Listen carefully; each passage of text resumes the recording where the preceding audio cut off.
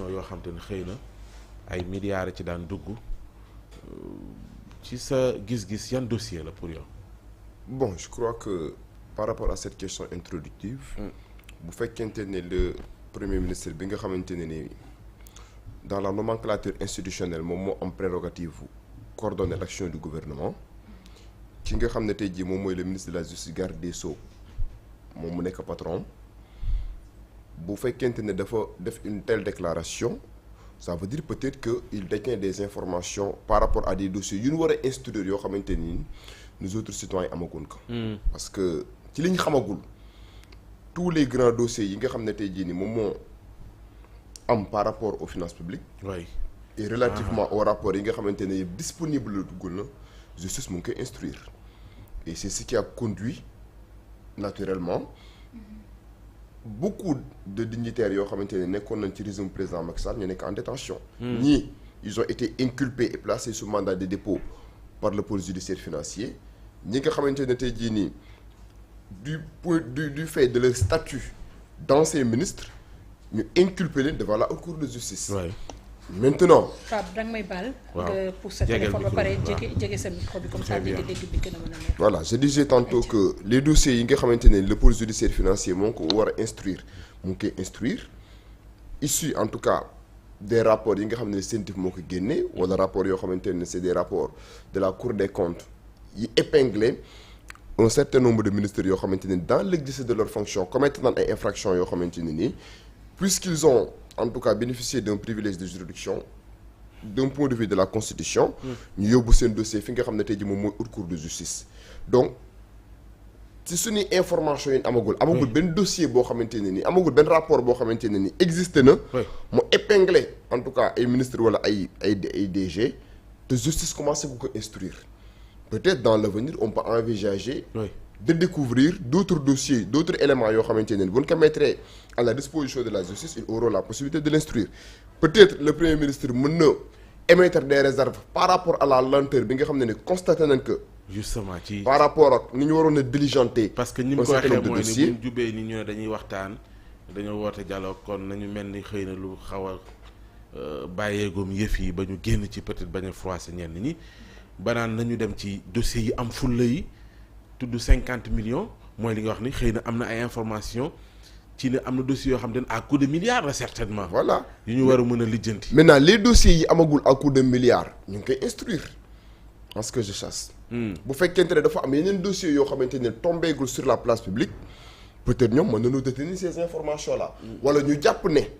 rapport yi nga xam ne tey jii nii war na mën a disponible. ñu yóbbu ko justice pour que ñu mën ko instruire am na ci ay rapports yoo xamante ni citoyens yi amaguñ ci accès. mais s'il y a lieu ils ont la possibilité parce que man li ma mënul comprendre mooy à partir du moment où vous avez en tout cas l'appareil d'État à ta disposition tu as tous les corps de contrôle tu as le parquet à ta disposition donc cette lamentation man je crois que elle n'a pas sa raison d'être. Oui parce que dossiers yi jotagul a disponible justice mu ngi koy instruire. man noonu épiloguer maintenant sur la lenteur avec laquelle certains dossiers en tout cas ñu ngi traîner ba mu créer benn inquiétude créer benn tollé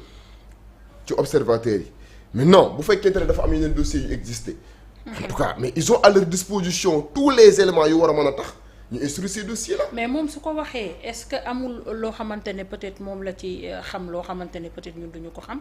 man li ma bëgg a xam mooy la justice sénégalaise est-ce qu'elle est sélective ci yenn poursuites yi nga xamante ne mu ngi koy enclencher. est-ce que la justice elle est sélective bon je pense pas parce que bu fekkente ne par exemple rapport dafa épingler nit. Le procureur de la République bi nga xam ne tey jii le ministre de la Justice dans un premier temps. en tant que garde des Sceaux moom mooy jël rapport boobu mu jébbal ko kii de droit bu ñu waxee kii de droit nag mën na nekk directement le procureur de la République bi nga xam ne moom mooy exercer ses attributions devant les juridictions de droit commun. bu fekkente ne par exemple infraction à caractère économique et financier la boo xamante ni somme bi dafa excéder 50 millions. c'est le pôle judiciaire financier en la matière qui est compétent bu fekkente ne infraction la boo xamante ne ni ministre bi. wala ancien président de la République daf ko commettre dans l'exercice de ses fonctions constitution du Sénégal da ne ces anciens dignitaires mu nekk ministres yi ancien premier ministre ancien président de la République ils sont justiciables devant la haute cour de justice. et mooy li ma wax rapport yi nga xam ne amagul na yëpp yéen constaté gul yii dem na pôle judiciaire financier yii dem na haute cour de justice yi nga xam ne ni war nañ ko instruire devant les juridictions de droit commun ñu ngi koy instruire devant les juridictions de droit commun. maintenant les inquiétudes yi nga xam ne ni ak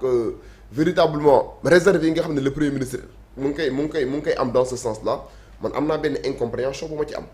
parce que boo amee arsenal boobu yëpp ma la wax Pa Ousmane. am nga possibilité nga signaler des affaires au niveau du ministère de la justice ministre de la justice am na possibilité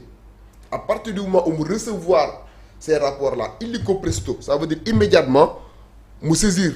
assemblée nationale bu fekkente ne dafa am ñu war a lever seen immunité parlementaire wala mu saisir le procureur bi exercer ses attributions au pôle judiciaire financier wala mu saisir le procureur de la République bi exercer ses attributions devant les juridictions de droit commun. À partir du moment où tu as tout cet appareil. Je crois que li nga xam ne tey jii moom moo ci des mooy ñu instruire dossier avec diligence. oui mais sans ci pour autant que mu am ay registre ba tey ci wàllu justice laataa ñu ci Khadim mooy li nga xamante ni moom le président de la République wax ci barki démb bi muy àddu tudd réconciliation stabilité am ñu ko opposé ci waxam jooju ne justice d'abord ci ñoom Juan Branco kon avocat wu kii di Ousmane Sonko it moom it ñaaw la lu ni mel depuis 1 an. ni ñu ko jàppe woon ci Mauritanie indi ko ci réew mi teg ko loxo ci anam gi mu jàpp ni jaaduwul ne justice espagnole bind na du benn du ñaar autorité réew mi mais ba tey ci pataaral la ñu nekk ne comprendre ko ba tax muy àddu ci biir moom ñeneen aussi ñu jot a torturé ñu fi faatoon ba tey amul enquête buy wane ni nan la ñuy situer responsabilité yi est-ce que mën nga comprendre ñi opposé au président de la République réconciliation stabilité oui mais d'abord justice. là moom je suis en phase avec ces gens yi nga xamante ne wax nañ ne réconciliation mënul am bu justice amul mënoo en tout cas essayer de fumer le calumet de la paix essayer de trouver une réconciliation nationale bu fekkente ne au préalable les victimes continuent de faire le deuil. dama ne il ne peut pas y avoir de réconciliation si on continue de vivre dans un état boo xamante ne les victimes continuent de faire le deuil. et la plupart des plaintes yoo xamante ne déposé woon nañ ko ci ay nit ñoo xam ne faat nañ leen. wala ay nit ñoo xamante ne subir nañ ay actes de torture moi j'ai constaté en la matière que la justice est inerte. te loolu warul mën a am parce que nit ki bu fekkente ne par exemple dafa saisir la justice amul fenn foo xamante ne tey jii nii boo amee xeetu ñaawteef boo xamante ne teg nañ ko sa kaw amoo fenn foo xamante ne war nga ko fa mën a jooytu fu dul justice. li nga man mooy saisir le parquet nga porter plainte apporter ay preuves par rapport ak li nga xam ne tey jii yow jàpp nga ne moom moo na dal mais bu loolu amee parquet bi dafa war a agir dafa war a enclencher des procédures à l'encontre de toutes ces personnes yi nga xamante ne tey jii nii def nañ ay xeetu ñaawteef doon nañ def ay actes de torture wala boog de part en tout cas seen responsabilité ay nit ñàkk nañ seen bakkan. ci côté boobu noonu j'ai constaté que la justice sénégalaise est inerte. je sais pas maintenant qu'est-ce qui justifie cette inertie là. Le parquet ne bouge pas. Abdoulaye Touré a déposé à maintes reprises des plaintes par rapport aux actes de torture yoo xamante ne nii moom subir na ko. Il y a d'autres victimes yoo xamante ne ñu ngi continuer di déposer ay plaintes. Jusqu'à présent ñu ngi wax reddition des comptes. mais par rapport au crime de sang. gisaguma benn autorité boo xam ne ni inquiété nañ ko. man loolu mais am na sax ci yenn base yoo xamante ne tey am na ñoo xamante ne dañoo faatu ci événement yi nga xam ne moom la ñu génn. bi ñu defee autopsie ñoom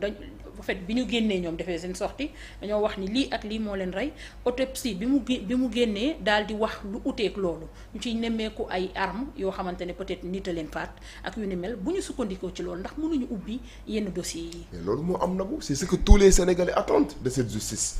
mooy bu ñu porter plainte devant le procureur de la République. le procureur de la République dafa war a instruire li nga xam ne tey jii moom mooy les autorités de poursuite. parce que la DIC section de recherche. toutes ces unités là danoo nekk tey jii nii à la disposition du parquet bi nga xam ne moom mooy seen patron.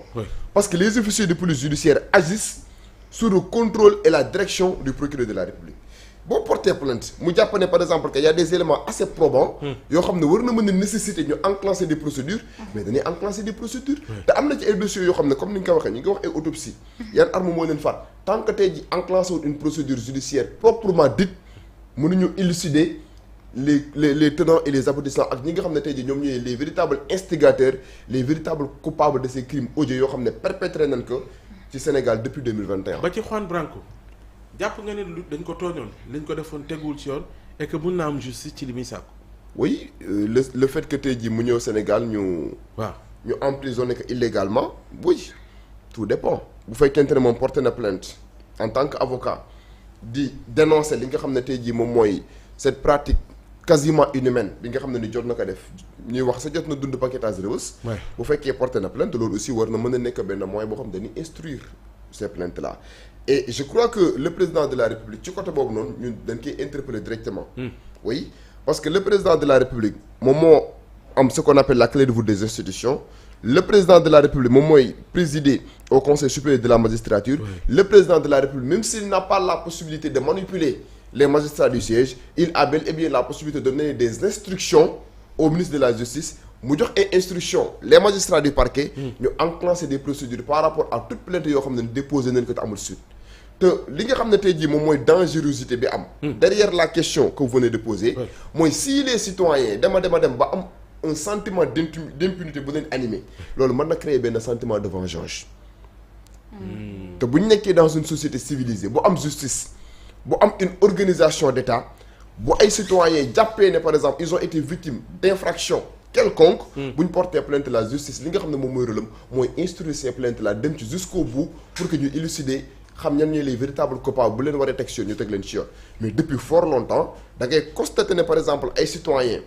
d'honnêtes citoyens am nan yu leen métti am nan ay infractions yoo xam ne subir nañ ko ñii ñàkk nañ seen i parents ci ay manifestations. ñii ñàkk seen i njaboot ci ay manifestations. ñii subir ay actes de torture au temps du régime du président Macky Sall bi ñu déposé woon ay plaintes ci période boobu. peut-être ancien régime bi doon na ci teg tànk parce que le président Macky Sall avait tendance à mettre sous le coude certains dossiers. mais bu fekkente ne ñu ngi toujours ces délais de prescription yi rien n'empêche présentement à la justice sénégalaise mu instruire ces dossiers là. ndax ay daan mën na ci fekk Sénégal les règles internationales la ñu wax ci cas bi. wàllum détention fii lu ci mel ni ci kaw Juan Branco ak transfert am bi. waaw xam nga par exemple l'État du Sénégal est un État souverain. mais bu fekkente ne par exemple constaté na ne la justice sénégalaise est inerte. et que ces victimes yi nga xamante ne tey jii saisir nañ déjà la justice. et que plaintes yooyu noonu les plaintes sont devenues infructueuses ils ont la possibilité ñu internationaliser le combat bu ñu internationaliser le combat peut-être Sénégal mën na bañ a am benn inquiétude parce que l'État du Sénégal est souverain. mën na bañ a accomplir benn exigence des instances étrangères mais li nga xam ne tey jii moom la mën a dañu ratifier ay conventions fa laay jëm le Sénégal a ratifié bon nombre de conventions contre la torture la convention de New York contre la torture la convention des Nations Unies yi nga xam ne day interdire nit am lenn loo xamante ne tey jii ni sàkku na ko ci justice bañ ko def mais tey jii bu fekkente ne ñoom ils ont décidé d'internationaliser ce combat là Sénégal mën na bañ a respecter les exigences et les orientations yi nga xam ne ni instances étrangères yi dañ koy joxe mais lim mën a yàq mooy day écorner la réputation du Sénégal au niveau international te yaakaar naa ne waruñoo mën a am tout l'arsenal répressif qu'il faut waruñoo mën a am toutes les institutions yi nga xam ne ni am na ci Sénégal ay nit porter plainte ñuy constater ne par exemple les dossiers ne bougent pas loolu yaakaar naa ne bonifié wul li nga xam ne mooy la démocratie sénégalaise et le président de la République bi nga xamante ne moom mooy la clé de voûte des institutions am na dayoy am na opportunité par le canal en tout cas de son ministre de la justice mu actionner le parquet pour que tey jii toute plainte boo xamante ne tey jii nit déposé na que jàpp ne tu es victime d'une infraction à la loi pénale ñu instruire ces plaintes là parce que bu ñu instruire plainte yooyu mooy li ma la wax mën na créer benn sentiment d'injustice d'impunité boo xamante ne nii mën na même créer dans l'avenir benn vengeance boo xamante ne nii kenn xamul fan la mën a conseil constitutionnel ci bi muy àddu ci loi d'interprétation bi ñi doon ragal ni xëy na torturé ci aju ci dugg moom dàqoon na ko voilà kon mooy ni tey justice am na possibilité yëngu ci dossier yooyu le conseil constitutionnel avait déjà balisé la voie pour que la justice sénégalaise puisse connaître de toutes ces affaires là oui Khadim xam naa yow du ñàkk moom dossier yu am fulla yu Ousmane Sonko doon junju nga xam leen paa nga xam leen sama yi ma yaakaar ni moom la yi nga yaakaar bokk waaw bi ci gën a fes Pape Ousmane